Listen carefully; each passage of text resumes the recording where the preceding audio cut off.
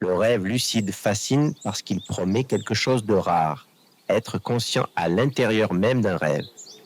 Beaucoup découvrent ce sujet avec enthousiasme, lisent des livres, regardent des vidéos, testent des techniques, puis se retrouvent bloqués. Nuit après nuit, rien ne se passe. Et plus l'envie de réussir grandit, plus l'expérience semble leur échapper. Ce paradoxe est l'un des pièges les plus méconnus du rêve lucide. Trop de motivation peut littéralement empêcher l'accès à l'expérience. À première vue, cela paraît illogique. Dans la vie éveillée, plus on est motivé, plus on progresse. Mais le rêve lucide ne fonctionne pas avec la volonté.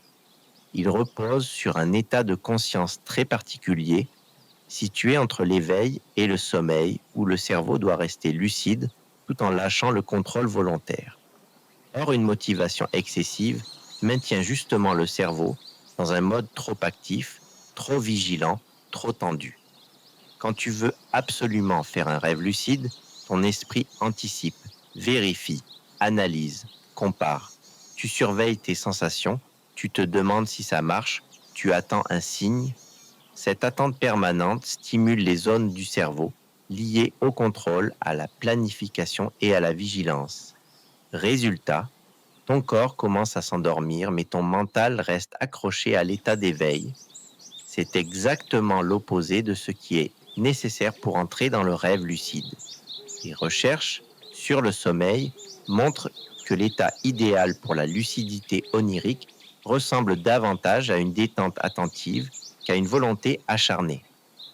Le cerveau doit basculer vers le sommeil paradoxal tout en conservant une petite flamme de conscience. Or, l'excès de motivation agit comme un projecteur trop puissant. Au lieu d'éclairer doucement la scène, il l'éblouit. Michael Raduga insiste beaucoup sur ce point dans ses travaux.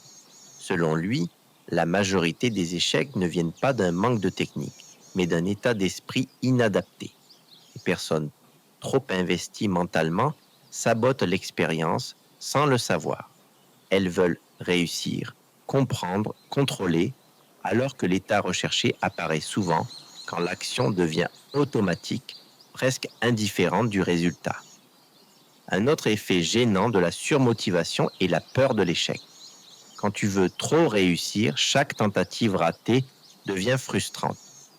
Cette frustration s'imprime dans ton esprit et crée une tension supplémentaire avant même de t'endormir.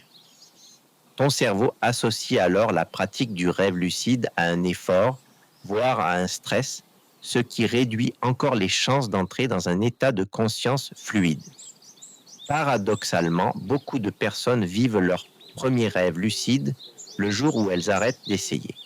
Elles lâchent prise, se disent que ce n'est pas grave si ça ne marche pas, et c'est précisément à ce moment-là que l'expérience surgit. Non pas parce qu'elles ont trouvé une meilleure méthode, mais parce que leur esprit a cessé de forcer. Le rêve lucide n'est pas quelque chose que l'on attrape, mais quelque chose que l'on laisse arriver.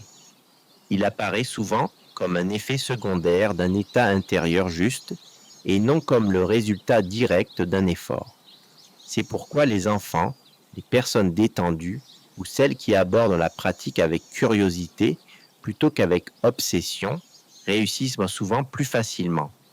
Cela ne signifie pas qu'il faut abandonner toute intention.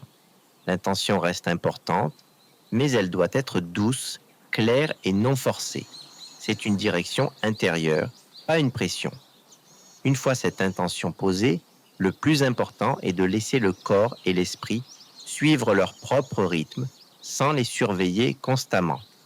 Comprendre ce piège invisible change profondément la manière d'aborder le rêve lucide. Au lieu de chercher à provoquer l'expérience, tu apprends à créer les conditions dans lesquelles elle peut émerger naturellement. Tu passes d'une logique de performance à une logique d'accueil. Et souvent, c'est ce simple changement qui débloque tout. Si tu as apprécié ce contenu, tu peux liker cette vidéo et tu peux t'abonner à la chaîne si ce n'est pas déjà fait. Et tu peux activer la petite cloche pour ne pas manquer les prochaines vidéos. Le rêve lucide commence vraiment le jour où tu cesses de vouloir le forcer et que tu laisses ta conscience glisser naturellement vers lui.